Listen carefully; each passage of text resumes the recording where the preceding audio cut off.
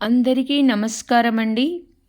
మన ఛానల్లో పోలిపాడ్యమి వత్తులు తయారు చేయడం చాలా రకములైన వీడియోస్ ఉన్నాయండి. ఒకసారి చూడండి. ఈరోజు కథ. ఆ రోజు ఆదివారం. సూరజ్, సౌజన్య, కమలమ్మ అందరూ మధ్యాహ్నం భోజనం చేస్తున్నప్పుడు, ఏమ్మా నీకు ఇక్కడ ఎలా ఉంది? బోరు కొట్టడం లేదు కదా? అప్పుడే నీవు వచ్చి నెల రోజులు దాటిపోయింది కదూ అంటూ ఆప్యాయంగా అడుగుతున్న కొడుకు వైపే చూస్తూ, ఏమిటో మీ ఉద్యోగాలు మీరును. శుక్రవారం రాత్రి వచ్చి సోమవారం తెల్లవారుజామున్నే బయలుదేరి వెళ్ళిపోతావు. నీ భార్య ఆఫీస్కు ప్రొద్దున వెళ్ళితే సాయంత్రం 6 గంటలకు కానీ రాదు. బోరుగా ఉండక ఎలా ఉంటుంది? గుంటూరులో మీ తమ్ముడింట్లో ఎంత సందడో. సాయంత్రం 5 గంటలకల్లా వాడు బ్యాంకు నుండి వచ్చేస్తాడు.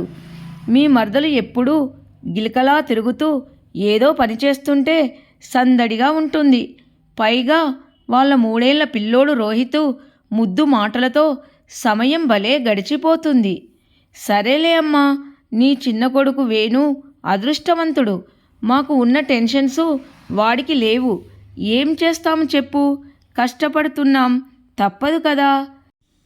ఏరా సూరజ్, పెద్దదాన్ని, నీవు విల్లా కొంటున్నావని నిన్న సాయంత్రం 2nd ఫ్లోర్లో ఉంటున్న పద్మావతి గారు చెప్పారు.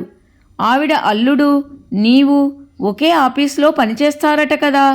ఆ శుభవార్తేదో నా చెవిన కూడా వేస్తే సంతోషించనా? నిష్ఠూరంగా నిండిన గొంతుకతో టక్కున అనేసిన కమలమ్మ మాటలకు సూరజ్ నవ్వేస్తూ, ఓసి పిచ్చి అమ్మ, నీకు చెప్పకుండా ఎలా దాచిపెడతాననుకుంటున్నావు? అవును, విల్లా కొనాలనుకుంటున్నాము. 2 నెలల క్రితము బిల్డర్కు ఒక 20 లక్షలు అడ్వాన్స్ కట్టాము. మరో 20 లక్షలు అడ్వాన్స్ పే చేశాక మా పేరు మీద బుక్ అవుతుంది. అప్పుడు నేను సౌజన్య కలిసి మా జీతాల మీద బ్యాంకు లోనికి అప్లై చేయాలి. అడ్వాన్స్ పేమెంట్ చేయడం కోసం సౌజన్య నగలను బ్యాంకులో పెట్టి లోన్ తీసుకోవాలనుకుంటున్నాను. అడ్వాన్స్ పూర్తిగా కట్టేశాక విల్లా మా పేరు మీద బుక్ అయ్యాక మీ అందరికీ చెప్పాలని నిర్ణయించుకున్నాం. ఎందుకు దాస్తానమ్మా? డబ్బుల కోసం కొంచెం టెన్షన్ పడుతున్నాము. అందుకనే చెప్పలేదు నీకు. మాకా సేవింగ్స్ లేవు. అడ్వాన్స్ పేమెంట్కే అప్పులు చేయవలసి వస్తోంది. అదేమిటిరా, మరీ చోద్యం కాకపోతే ఇద్దరూ లక్షలు సంపాదించుకుంటూ కూడా అప్పులేమిటిరా? ఈ మాటలు నా దగ్గరైతే అన్నావు గాని మరి ఎవరి దగ్గరైనా అంటే నవ్విపోతారు. అమ్మా, నీ దగ్గర అబద్ధాలెందుకమ్మా? అమ్మవి కాబట్టి అర్థం చేసుకుంటావనే నిజం చెబుతున్నాను. ఏమిటిరా అర్థం చేసుకునేది? మీ అక్క చెల్లెలు ఎవరి సంసారం వాళ్ళు చేసుకుంటున్నారు. వాళ్ళకేమైనా పెట్టాలా పోయాలా నీవు? వేణు కూడా సొంత ఇల్లు కట్టుకున్నాడు. ఎవరిని దేహి అని యాచించకుండా వాడి మానాన వాడు బ్రతుకుతున్నాడు. నా బాధ్యత కూడా నీ మీద పెట్టకుండా నన్ను పువ్వుల్లో పెట్టి మరీ చూసుకుంటున్నారు మీ తమ్ముడు, మరదలును. ఇంకేమున్నాయిరా మీకు బాధ్యతలు? ఇక్కడ మీ ఇద్దరికీ ఖర్చులేముంటాయి కనుక మీ సంపాదనంతా ఏం చేస్తున్నారు? మూటలు గట్టి మీ అత్తగారింటికి గాని చేరవేయడం లేదు కదా. టక్కున మాట జారవిడిసిందావిడ. తల్లి మాటలకు సూరజ్, సౌజన్యల ముఖాలు విలవిలబోయాయి. అమ్మ, ఆపుతావా? కొంచెం తీవ్రంగానే తల్లిని మందలించాడు. నీవు అలా ఊహించుకుంటున్నావు కాబోలు. నీకు చెప్పే సందర్భము రాకూడదనుకున్నాను, కంగారు పడతావని. కానీ చెప్పకపోతే నీవు నీ ఇష్టం వచ్చినట్లు ఇలాగే ఊహిస్తావు. బావగారు ఆఫీసులో ఏదో స్కామ్లో ఇరుక్కొని సస్పెండ్ అయ్యారు. అరెస్టు అయ్యే వరకు వచ్చింది ఆయన పరిస్థితి. 1 సంవత్సరం పాటు ఆయనకు జీతం లేదు. కోర్టులో కేసు నడుస్తుందప్పుడు. ఇంటి ఈఎంఐ పే చేయలేని పరిస్థితి వచ్చింది. బ్యాంకు వాళ్ళు విషయం తెలుసుకొని ఇంటిని వేలం వేస్తామని ఒత్తిడి తెచ్చారు. ఇంట్లో అవసరాలు, అనేక ఖర్చులు ఒకదాని మీద మరొకటి వచ్చి పడుతున్నాయి. పిల్లల ఫీజులు కట్టాలి. అక్క నాకు చెబుతూ ఏడ్చేసింది. అక్క కష్టం వస్తే ఆదుకోవడం నా ధర్మం అనుకున్నాను. ఈ విషయంలో సౌజన్య నాకు ఎంతగానో సహకరించింది. ఓవర్ టైం పనిచేసేది డబ్బు కోసం. 1,00,000 రూపాయల చొప్పున ప్రతి నెల పంపిస్తూ వచ్చాను 1 సంవత్సరం పాటు. ఆ తర్వాత బావగారు కేసు నుండి బయటపడడం, తిరిగి ఉద్యోగంలో చేరడం జరిగింది. నీ వరకు ఈ విషయాలు చేరకుండా జాగ్రత్త పడ్డాము. కంగారు పడి బీపీ షుగరు పెంచుకుంటావేమోనని. చెల్లాయి కిందటి రాఖీ పండుగ నాడు ఫోన్ చేసి, అన్నయ్య మీ బావగారికి కారు కొనుక్కోవాలని ఉందంటే వాళ్లకు 8 లక్షలు పెట్టి కారు కొనిచ్చాను. నీ చిన్న కొడుకు కోడలు నిన్ను పువ్వుల్లో పెట్టుకొని చూసుకుంటున్నారని గొప్పగా చెబుతున్నావే. ఆ ప్రేమ వెనుక ప్రతీ నెల నీ ఖర్చులకంటూ 25,000 పంపుతున్నానని నీకు తెలుసా? తెలియదు. వాడు నాకు ఫోన్ చేసినప్పుడల్లా నీ బరువు బాధ్యతలన్నీ తానే మోస్తున్నట్టు నిష్ఠూరంగా అంటాడు. డబ్బు పంపడం మొదలుపెట్టాక నిష్ఠూరాలడం తగ్గించాడు. ఎంత మా అత్తగారు మా పిల్లలను చూసుకున్నా పిల్లల ఖర్చులు లక్షల్లో, వాళ్ళ స్కూల్ ఫీజులు, వాళ్ళ ఇతర అవసరాలెన్నో మేము చూసుకోవాలి కదా. అక్కడో సంసారం, మైసూర్లో నేను, ఇక్కడ సౌజన్య. ఒక్క మాటమ్మా, పిల్లలను మా అత్తగారింట్లో వదిలేసి మేమిక్కడ కష్టపడుతున్నాము. సౌజన్యను గమనించే ఉంటావు. రాత్రి పగలు ఆఫీస్ పనిచేస్తూ కష్టపడుతుంది. మైసూర్ వెళ్ళనంటే జీతం ఎక్కువొస్తుంది, మనకు బాధ్యతలు ఉన్నాయి కదా అంటూ పంపింది. ఒక్కొక్కసారి రాత్రిళ్ళు ఏడుస్తూ కూర్చుంటుంది, పిల్లలు గుర్తొస్తున్నారంటూ. ఇవన్నీ ఎవరికి చెప్పుకోగలనమ్మా? నీకే అర్థం కానప్పుడు బయట వాళ్లకు అర్థం అవుతాయా? వాళ్ళకేం బాధ్యతలు లేవు అని అనుకుంటారు. తమ్ముడు మనస్తత్వం తెలిసే నా దగ్గరకు వచ్చేయమ్మా అంటే నా పిల్లలను ఎక్కడ చూసుకోవలసి వస్తుందోనని భయపడ్డావు. పైగా నాకీ ప్రదేశం కొత్తదంటూ తప్పించుకున్నావు. నీ ఇష్టం అమ్మా, నీవు ఎక్కడ ఉన్నా నీ ఆనందమే కావాలి నాకు. ప్రతి నెల నీ ఖర్చుల నిమిత్తమై వేణుకు డబ్బు పంపుతున్నాను. నీకు కావలసినవన్నీ మొహమాట పడకుండా వాడిని అడిగి కొనిపించుకో. ఇంకా డబ్బు కావాలంటే నాకు ఫోన్ చెయ్యు, పంపిస్తాను. ఇంటికి పెద్ద కొడుకుగా నిన్ను నా దగ్గర పెట్టుకొని నీకు కష్టం కలగకుండా చూసుకోవాలనుకున్నాను. నీ చేత చాకిరి చేయించుకోవాలని కాదు. నీకు ఏ ఆంక్షలు షరతులు లేవు. ఎప్పుడు రావాలన్నా నా దగ్గరకు వచ్చి ఉండవచ్చు అంటూ అక్కడి నుండి వెళ్ళిపోయాడు.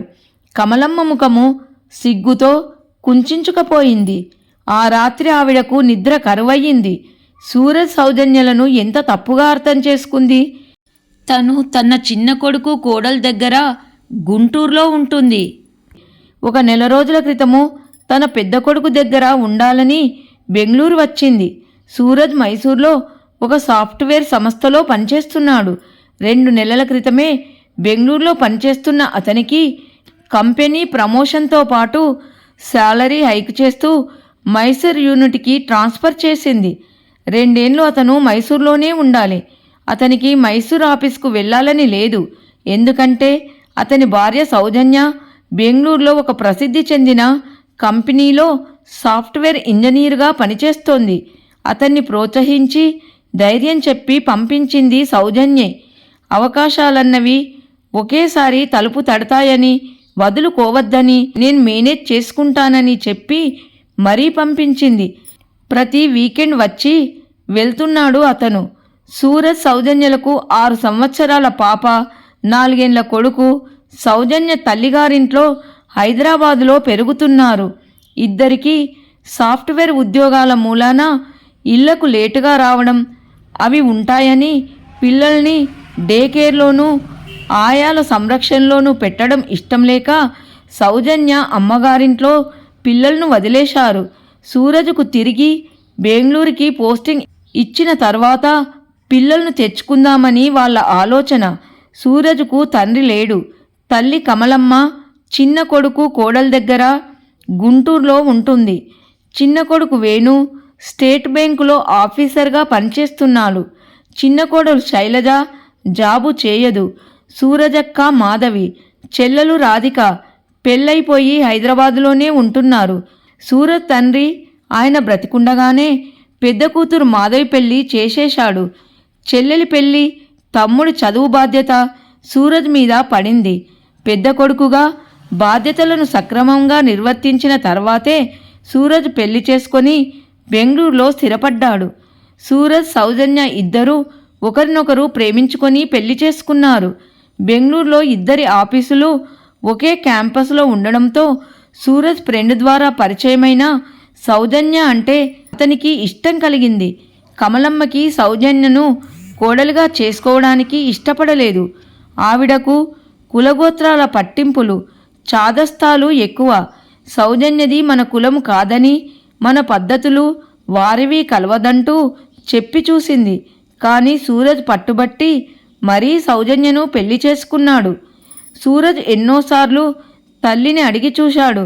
అమ్మా, నీవు మా దగ్గర ఉంటే పిల్లలను మా అత్తగారి దగ్గర నుండి తెచ్చేస్తాను. నీకు శ్రమ కలగకుండా ఒక ఆయాను కూడా పెడతాను. నీవు దగ్గరుండి పిల్లలను చూసుకుంటే చాలని. కానీ ఎన్నిసార్లు అడిగినా బెంగళూరులో నాకు తోచదురా సూరజ్. అక్కడ మాట్లాడే కన్నడము అది నాకు అర్థం కాదు. పైగా సౌజన్య ఆఫీస్కు వెళ్ళిపోతుంది. నేనుండలేనురా అని చెప్పేసింది. కానీ అసలు విషయం వేరు. ఆవిడకి స్వేచ్ఛా స్వతంత్రాలు కావాలి. బాదరా బందీలు, పిల్లల పెంపకం పట్ల విముఖతగా ఉంటుంది. గుంటూరులో వేణు దగ్గరైతే ఆవిడకు ఈ బాదరా బందీలు ఉండవు. అక్కడ ఆవిడకు అందరూ తెలుసున్నవారే.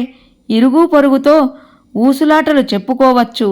ఈసారి ఇన్ని రోజులు ఆవిడ బెంగళూరు రావడానికి కారణము చిన్న కోడలు రెండో పురుడు గుంటూరులోనే పోసుకుంటాననడంతో కోడలు తల్లి పురుడు పోయడానికి గుంటూరు వచ్చింది. ఈ హడావుడిలో తను అక్కడ ఉంటే తన మీద ఏ చాకిరి పడుతుందోనన్న భయముతో బెంగళూరు వచ్చింది. సౌజన్య తన పనేమిటో తాను చేసుకుంటూ అత్తగారికి కావలసినవన్నీ శ్రద్ధగా అమర్చి పెట్టడం చేస్తుంది. నా వంట నేను చేసుకుంటానులే సౌజన్య, నీకెందుకు శ్రమ అంటుందే గాని అది కోడలి పట్ల ప్రేమ అనుకుంటే పొరపాటే. కోడలి చేతి వంట తినడము ఆవిడకు ఇష్టము ఉండదు. అత్తగారి మాటల్లోని అంతర్యాన్ని అర్థం చేసుకోలేని అమాయకురాలు కాదు సౌజన్య. కోడలు ఆఫీస్కు వెళ్ళిపోగానే తనకు కావలసినట్లుగా వంట చేసుకునేది. అత్తయ్య, భోజనం చేసేసి విశ్రాంతి తీసుకోండి. తోచకపోతే బోలెడు తెలుగు నవలాలు బీర్వా నిండా ఉన్నాయి, తీసుకొని చదువుకోండి. నాకు తెలుగు సాహిత్యం చాలా ఇష్టము. అందుకనే ఎక్కడ కనబడినా తెలుగు నవలాలు కొనిపెడతాను. టీవీ పెట్టుకోండి. ఇంకా బోరు అనిపిస్తే థర్డ్ ఫ్లోర్లో మీ గుంటూరు వాళ్ళే ఉన్నారు, వెడుతూ ఉండండి అంటూ ఎంతో అభిమానంగా ఎన్నో జాగ్రత్తలు చెబుతూ ఆఫీస్కు వెళ్తుంది. ఆవిడకు పుస్తకాలు చదివే అలవాటు లేదు. పుస్తకాలు లోకజ్ఞానం ఇవ్వడమే కాదు, మనము మన కుటుంబ సభ్యులతోనూ బయటవారితోనూ ఎంత సంస్కారవంతంగా ప్రవర్తించాలో కూడా నేర్పుతాయి. గుంటూరులో ఆవిడకు చుట్టుప్రక్కల వారింటికి చేరి కబుర్లు చెప్పుకోవడం అలవాటున్నప్పుడు ఇంకా పుస్తకాలు చదవడం ఎందుకు? పుస్తకాలలో కంటే ఎన్నో ఆసక్తికర విషయాలు ఆ అమ్మలక్కల కబుర్లలో ప్రవాహంలా దొర్లిపోతుంటుంటే ముగింపులేని ఆ కబుర్లు అలా సీరియల్లా సాగుతూనే ఉంటాయి. సౌజన్య అత్తగారికి ఎంత దగ్గరవ్వాలని ప్రయత్నించినా ఆవిడ దూరంగానే ఉంటూ ఎప్పుడూ చిన్న కోడలు వంటలను, ఆమె స్వభావాన్ని మెచ్చుకుంటూనే ఉండేది. శైలజైతే ఈ కూర ఇలా చేస్తుందని, మైసూర్పాకు ఎంత బాగా చేస్తుందో అని, ఆ అమ్మాయికి రాని వంట, రాని పూజ అంటూ లేవని భట్రాజులా పొగుడుతూనే ఉంటుంది. శైలజ హోమ్ మేకర్, బాగా చేయొచ్చు. తను కూడా ఉన్నంతలో బాగానే చేస్తుంది. కానీ అదే పనిగా వంటలు చేయడానికి తనకు టైం ఎక్కడా?